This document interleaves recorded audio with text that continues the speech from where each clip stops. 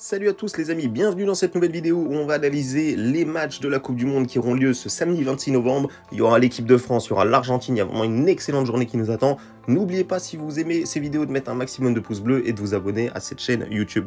Donc petit récap les amis, encore une fois, on est excellent sur cette Coupe du Monde, la deuxième journée a commencé et vraiment de très forte manière parce qu'on vous trouve Iran au match nul à 1,74 et on vous trouve la victoire du Sénégal à 1,62. Celle-là, on devait être plusieurs à l'avoir trouvée.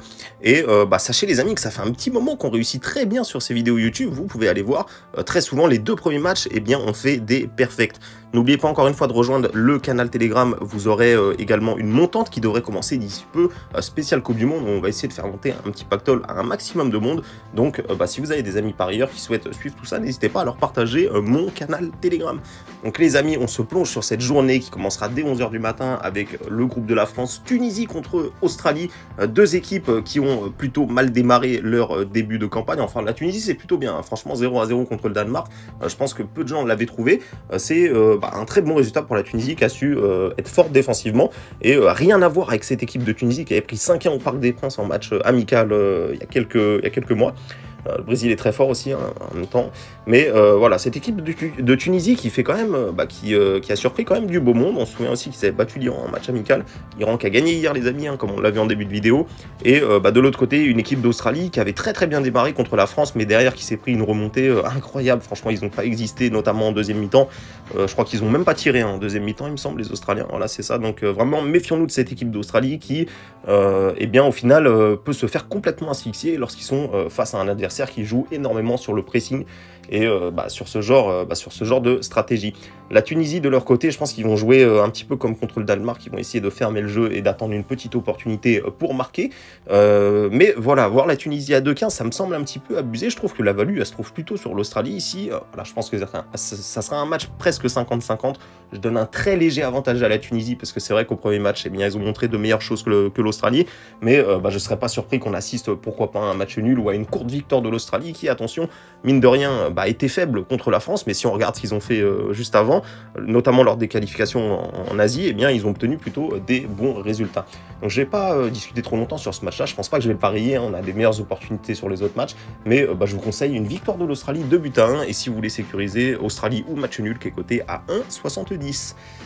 On va passer au match Pologne-Arabie Saoudite. Surprenante équipe de l'Arabie Saoudite, c'est sans doute la plus grande surprise de cette compétition. C'était une cote quasiment à 30 pour l'Arabie Saoudite qui gagne contre l'Argentine, sachant qu'ils étaient menés 1-0 à la mi-temps. Il y a eu énormément de buts refusés, mais contre toute attente, l'Arabie Saoudite s'impose et de fort belle manière, les amis, puisque s'imposer contre l'Argentine, c'est une chose, mais s'imposer de la façon que l'Arabie Saoudite l'a fait, c'en est une autre, parce que regardez bien, ils mettent le but du 2-1 à la 53e minute. Ça veut dire que l'Argentine a eu quand même presque toute la deuxième mi-temps pour égaliser et ils n'ont pas réussi tout simplement. Donc même s'ils ont eu des grosses occasions, eh bien l'Arabie Saoudite a gardé quand même. Ce que je veux dire par là, c'est que c'est pas comme une équipe qui marque à la dernière seconde et derrière l'Argentine qui n'a pas le temps de revenir.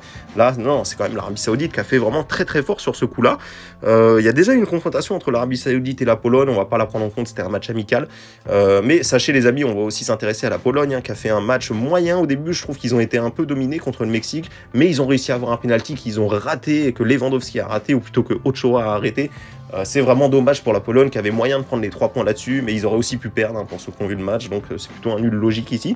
Les deux équipes ont encore leur chance de qualification. Je pense que l'Arabie Saoudite, voilà, ils ont fait une énorme surprise au premier match. Maintenant, tout le monde les attend. La Pologne doit réagir. Lewandowski va vouloir se rattraper de son pénalty manqué. Et je pense que l'Arabie Saoudite, c'est le genre d'équipe qui a fait une énorme surprise, mais voilà, tout le monde les attend là.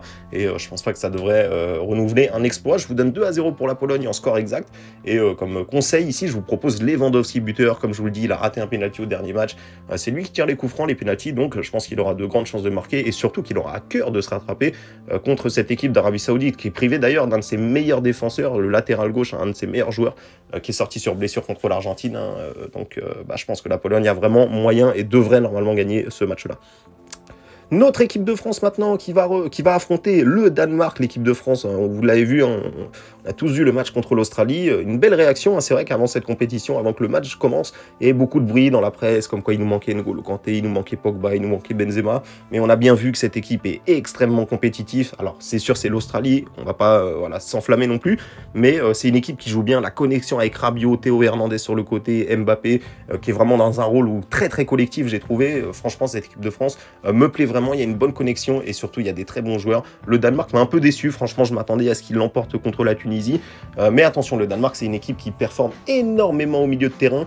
Ça va être important de regarder la composition d'équipe. Est-ce que Deschamps va rester avec deux milieux? S'il reste avec deux milieux, ça risque d'être compliqué, les amis. S'il opte pour un schéma où il y aura plus de milieux, eh bien, je pense que la France devrait l'emporter tranquillement. Je vais partir dans la deuxième optique. Si Deschamps sécurise bien le milieu de terrain, je pense que la France devrait s'imposer 2-1. Et je pense que Giroud ou Mbappé devraient avoir largement les opportunités de faire quelque chose. Giroud n'a plus qu'un but à marquer pour battre le record de Thierry Henry. Il l'a égalé, mais il ne l'a pas battu. Et Mbappé, qu'on ne présente plus, voudra bien évidemment marquer de son empreinte dans cette compétition. Il l'a déjà fait au premier match, mais il va vouloir marquer à chaque match, vous le savez les amis. Donc je vous conseille ici Giroud ou Mbappé buteur, qui est coté à 1,65, c'est vraiment pas mal. Hein. Franchement, je ne sais pas si on l'enverra, peut-être qu'ils le proposeront en boost, donc n'hésitez pas à rejoindre le Telegram, hein, si c'est le cas, on vous enverra ça là-bas. Et voilà, Giroud ou Mbappé buteur, cote à 1,65 et une petite victoire 2-1 de l'équipe de France qui, vous le savez, a quand même pris un but contre l'Australie, a quand même subi un poteau, quand même subi 2-3 situations dangereuses. Donc contre le Danemark, ça ne m'étonnerait pas qu'il serait cap d'en planter un, tout simplement. L'Argentine maintenant qui est déjà en grande difficulté, s'ils perdent ils seront peut-être éliminés les amis, c'est vraiment très très compliqué pour cette équipe d'Argentine. D'ailleurs s'ils perdent je crois qu'ils seront éliminés, hein, parce que ouais c'est ça, vu que la Pologne joue contre l'Arabie Saoudite, il y aura forcément, ouais je crois, en tout cas voilà, l'Argentine a besoin de réagir les amis contre le Mexique, c'est très important de le savoir, l'entraîneur du Mexique c'est Gérard Martino, Tata Martino, qui est argentin, qui a déjà coaché le Barça, l'équipe d'Argentine, donc il connaît très très bien cette équipe là et il aura bien évidemment à cœur de réussir contre son pays natal. Donc cette équipe de Mexique, je pense qu'ils vont jouer le match nul, hein, je vous le dis les amis, avec Ochoa au cage et tout, je pense qu'ils vont vraiment démarrer sur un système défensif. Ils ont déjà pris un match nul, donc voilà, pour eux, je pense que leur objectif, c'est d'essayer de ramasser un nul contre l'Argentine et de battre l'Arabie Saoudite derrière, et normalement, ça devrait suffire pour passer pour les Mexicains. Mais attention, l'Argentine, vous le savez, ils doivent réagir. Je trouve que c'est inquiétant. Voilà, il y aura forcément des surprises. Il y aura forcément une grosse équipe qui va sauter dès les poules. Ça sera peut-être l'Allemagne, ça sera peut-être l'Argentine. En tout cas, c'est parti pour qu'il y en ait un des deux qui saute au moins. Mais voilà, je pense quand même que l'Argentine devrait réagir. C'est quand même la dernière Coupe du Monde de Messi. Même si, moi, ce qui m'inquiète un peu, c'est quoi là, contre l'Arabie Saoudite, ils avaient le temps de revenir. Ils n'ont même pas réussi à égaliser. C'est quand même inquiétant. Il y aura une énorme pression sur les Argentins pour ce match-là. Je vous conseille pas forcément de les jouer. La cote n'est pas forcément haute et pas forcément intéressante. Pour moi, c'est plus du risque pour pas grand-chose.